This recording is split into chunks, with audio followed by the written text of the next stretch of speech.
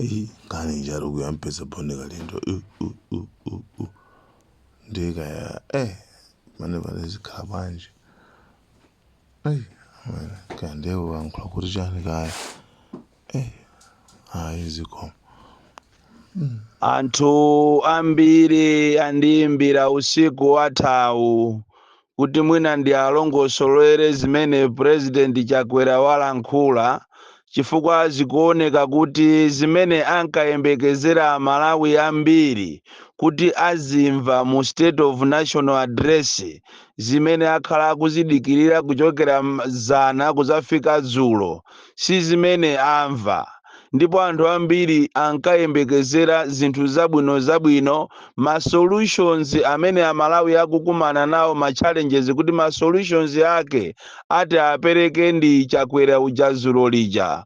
Koma ndafuna ndikuwuzeni mopanda mantha chifukwa ine sine mmodzi wa makawadi. Ine ndimangoyima pa chilungamo. Ine ndimangolankhula chilungamocho kuwayimirira Amalawi. Tinene mosanyengerera, tinene mosabisa, kunena kuti amene anamuuza Chakwera kuti alankhule dzulo kunali bwino akanamuuza so kuti asalankhule. Chifukwa chimene Amalawi amayembekezera si zimene zalankhula zija. Chifukwa ankayembekezera ma solutions. Amalawi amayembekezera ma solution osakhala ndiza ayi. Nkhani ya njala ndi imene anthu amayifuna kwambiri kuti amve kuti kodi njalayi boma lithesa bwanji.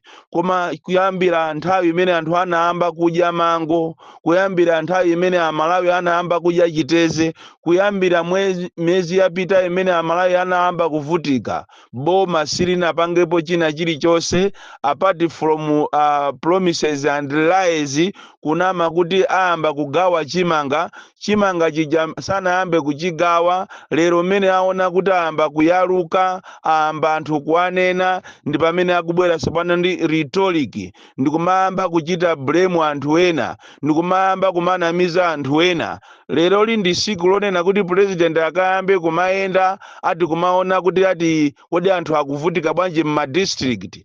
Uchisiru chani nthawi yonse imene anthu avutikira mu ndiwo kanene kuti aye ndifuna ndiyambe kuyenda ndiziona amene ma district ena azunzikira. Kodi president akayenda amayenda kukafika pakana m'mizi ndikuona kunena kuti kodi anthu akuvutika bwanji. What is the meaning of teamwork? I thought by now president anayenera kupeza kuti anthu akuvutika bwanji ndipo by now anayenera kuti chimangacho chiyambe kugawidwa. What I know is that chimanga chimene chinayerekezedwa kuti chiyambe kugawidwa kwa anthu, chimanga chija akugawana ndi ma ministers, akugawana ndi anthu a MCP. Ndipo ngati kuli munthu amene amanamizidwa muzambiri ndi president Chakwera because sali on top of the affairs. Ine palibe chanzeru chimene ndachimvamo, ndipo kunali bwinonso ndikati ndizingogona. Komanso amene mmamamowa kunali bwino kungolezera osamvapo china chilichonse, because ngati ine ndamvapo china chake cha nzeru chokuti apapa ndiye kuti munthu yakuchita improve Chakwerayi ndiye ndi chizungutu. Pano ndiye akuching'amba bwino kwambiri chomachita kumanyambitira milomo. Chizungu ndi chimene ndamva ine ndikusinthaso kwa chichewa kuti kachichewa chakalekale chinali cha chewa cha lilongwe cha nkhalidwe yache la chewa koma wasinthako pang'ono Amalawi ino ayamba kumva pang'ono chichewa. Koma zimene walankhula ndizopanda nzeru. Ine ndinkayembekezera kuti president wabweresa ma solution. Even nkhani ya fuel tinkayembekezera kuti president abweresa ndithu statement so comprehensive kunena kuti mavuto amene watithana nawo siku lakuti. Koma zimene ndamva ine tikungongola ndalama kwakuti, zimene ndamva ine apo sechita pa tilandira ma supplies a fuel. Chimene ndamva ine ndakhala ndi ma partners yathu tikukambirana, ndakhala ndi ma officials ochokera ku ma ministries akuti ku finance, ku local government ndi ma ministries ena, takhala ndi reserve bank kuti kuti tikambirane kuti tizipeza bwanji ndalama pena pache talandira 50 million US dollars tilandira ngongole. Ndi zimene ndamva inetu ndinkayembekezera kunena kuti kukhala ma solutions A B C D. Tikamanena kuti ziko lino lini mafiyazi, ziko lino akulisogolera ndi anthu a sataniki, anthu amene alibe welfare ya anthu. Ndi zimene zachitika zulo lijatu. Tikamakuwuzani kunena kuti usogoleri uwu basi wangofasa pakuba makobiri, wafasa kunyadira makobiri, chifukwa cha zulo lijatu chimene amabwerera ndikuzaonesa kulemera kwache, kuonesa munthu akakhala ni makobiri okuti ndi opambana msinkhu wache, samabisika tolo kalankhulidwe kwache, olo posture yake imaoneka kuti koma munthu uyu ndi akusamira makobiri. Ndi zimene ndaona ene mwa president ujayo, sindinaonepo anything positive chimene amalawi atolapo, chifukwa Malawi wakumuzi amadalira yote. Anayenera anene kuti kodi yote iyenda bwanji, chimanga chiyenda bwanji, andi yekha akuchita acknowledge kunena kuti thumba la chimanga lakwana 70, lafika 70,000. Kodi munthu wakumuzi 70,000 angakaitenge kuti? Ino anthu andale musamatenge amalawi ngati zisiru, anthu andale musamatitenge ife ngati sitimaganiza. Kodi tumukamuona munthu atavala masanza does not mean munthu yozi ndi osaphunzira. Kulitu anthu ophunzira amene akuvala masanza koma chifukwa cha umphawi, osakhala chifukwa cha kufuna. Nawo mukamapangisa misonkhano yanu mukaona anthu atavala masanza, do not make any mistake and think kunena kuti anthu amene wando osazindikira. Mukamalipanga boza lanu limaoneka tu m'milomo mwanu, mmene imaonekera milomo ija ikuchita kuoneka kuti zonsezija ndizonama. Andi kuyenda kumene akunena kuti tinaenda ku Southern Region, taendaso mu Central Region muno. Tandiuzeni ino amalawi, ndi pati President Chakwera olo vice wake Michael Ousi aenda ndikukachita ndikukalankhula kapena address nkhani za njala apart from campaign, chifukwa tu MCP chimene ikupanga ndi president wache ayamba kale ali ndi ere campaign, ngakhale abungwe la meki sanasegulire campaign iyo, ayamba iyo kale campaign yawo. Choncho nimafuna ndikupempheni ino andale, do not take Malawians as fools or kapena for fools. Do not take us as zisiru. Amalawi ndi anthu ozindikira, and amalawi si anthu ogona. Ngakhale olo munthu wakumuzi pakali panopa amene mmamutenga ngati ndi bulutuyo ndi oganiza kwambiri kuposaso anthu amene ali ndi ma degree. Kodi tikupita ku sukulu kukatenga ko degree is not a platform yomapangira zinthu zopusa kapena yoonesa ngati ndi ozindikira. Malawi muno anthu ndi ozindikira ngakhale akumuzi. Andi kubwera kwa Facebook anthu ambiri amaziziwa zinthu kwambiri kuposa sokale. Malawi walero si Malawi wazana. Choncho ino andale musamatipusise. Zulo lija linali boza lokaloka, boza after another, boza after another.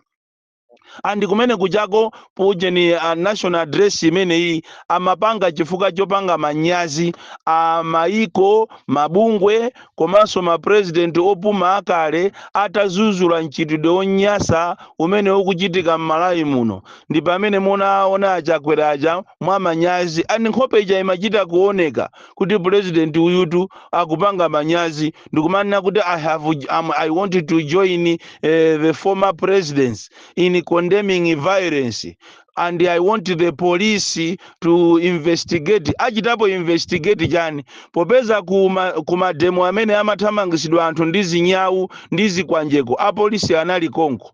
Tikamanena kuti bwana iniyo ndinuona makwambiri ndinu mafia, zonse zija mukuziziwa, and you know quite well kunena kuti inu munali ndi meeting ndi anthu anu mwapangana kunena kuti mulilongwe musazakhale mademo. Why are you coming out now to lie? Why are you lying now? Instead mukananena kuti malinga ndi zimene zachitika zija ineyo ndamuchosa IG.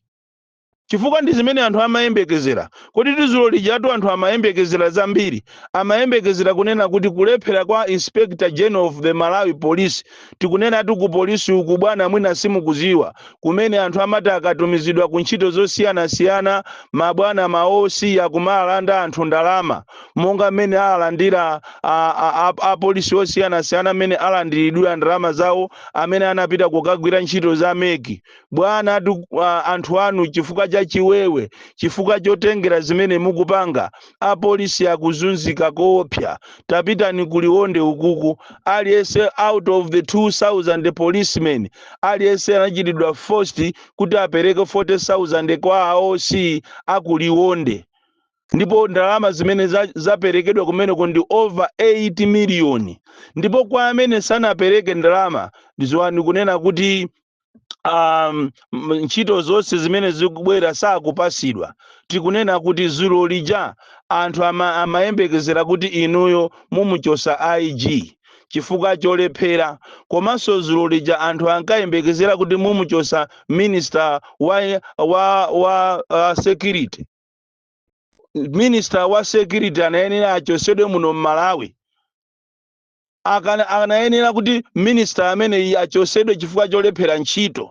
Koma inuyo zimaoneka kuti zimeja inali script mwapangana kale kunena kuti no minister wa internal security amene iyi palibe pocholakwa, amayi yola muso palibe pocholakwa, tikapu sisi a Malawi. Chifukwa masiku onse mademo oyamba kumene kunatuluka azikwanje anthu ake inu mukuwadziwa, ndipo anthu ndi MCP. Why are you coming out to lie? Ndipo apolisi anali alipompo andi umboni ulipo wokwanira kunena kuti ena aja ndi apolisi akumavala dala zimaujeni mamaski kuti asaziwike kuti ndi apolisi. That is why inuyo mukuwalola anthu amene ajawo ndikumaponya tear gas. Nde what type of investigation imene angapange popeza zinthuzo ndi script yanu? Investigation imene mukufuna kuti ichitikeyo ndi yachani? Ndi manyazi. Muzikhala ndi manyazi bwana. Mukamanama muziziwa kuti anthu ena so amaganiza kwambiri, chifukwa ena ifeyo tinaphunzirapo psychology. Tili kuphunzisi tinaphunzirapo psychology, and don't take us as people who doesn't think. Zonse zija ndi manyazi. So minister wa internal security, komanso IG Inspector General anayenera kuchoka ntchito yawo. Koma izi ndi mafilimu, tikudziwa kuti ndi mafilimu mwapangana kale kunena kuti whether one likes it or not, ku Central Region kusazapezeke mademo. And apapa zochita blame other politicians, it shows kunena kuti iniyo simaganiza. Why are you accusing other political leaders yet amene mukupanga zolakwika ndi inuyo m'Malawi munomo? So musamata isi ya Malawi nthawi. Musamata isi ya Malawi nthawi. Zimene zijazo ndi filimu yanu imene mwakhala mukupangana kuti mukalankhule ngati mukuchita condemn violence, yeti mukudziwa anyamata amene munaayika dala ajawo akwansundwe ndi ena ochokera kunchesi, munaayika dala kuti azionekera nkhope zija kuti anthu akamaona aziona kuti anthu awadi ndi anthu a Malawi amene angokwiya, yeti anthu ndi apolisi. So kwa ineyo mukamandifunsa Malawi kumandiyimbira mafoni kumanena kuti kodi mwayiona bwanji State of National Address zimene walankhula President Zulu, ndikuwuzani kuti amene ajawo ni manyaka. Ndipo tinkayembekezera kunena kuti zimene akunena kunena kuti anthu akudandaula za Electoral Commission, timaona ngati President amene walankhula kunena kuti aliyense ali ndi ufulu wache wovota, tinkaona ngati ineyo ndimaona ngati anena kuti because of that ine ndikuchita declare kunena kuti zonse zimene zapangika ndi null and void tiyambireso, because kuli phase 1 imene anthu sanalembese, phase 2 imene anthu sanalembese, imene yakulembesa iyi ndi phase 3 chifukwa ndi ikuchita target madera akwanu. Ndiye pamene popo anthu akasankhidwa right to vote imene mmanena ija ili patipo popeza anthu mwaphera kale ufulu wanu. System kapena process yonse ya zisankho sinaende bwino from phase 1 kuzafika phase 2 and mukamanena kuti ndi right, bwanji simunazuzule anthu anu ma ministers akupita kumakagula anthu, kumakagula cha nzika, kumakagula cha kumeki chijacho, bwanji simunazuzule. And it is you and it is on record kuti munapita kunchisi zimene ziwanena ndi secretary general wanu amachita kunena kuti a president akufuna muzaonese cha nzika, president akufuna muzamuonese chovotera. Nanga tizili zisankho zeni za genuine zimenezo simunazichite kondemu bwanji mumangoziyang'ana zimene zijazo. Tinkayembekezera kuti zilolija mulamula iniyo ngati president kuti pakali panopa zonse zimene za meki process yonse ya meki ndi null and void, and mwapereka kale mauthenga kumadera ena ngati kumangoji mwayikako kumene kumasupanala kuti anthu asamalembese mokwanira, koma kwanu ukuku kujeni ku Central Region ndi kumene mwayikako zinthu zokwanira.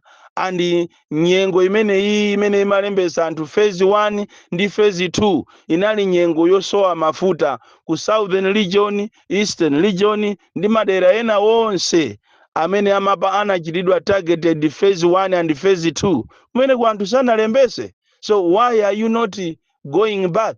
Why are you not nullifying everything kuti anthu ayambireso kulembesa kawiri? Chifukwa chisankho ichi si chisankho.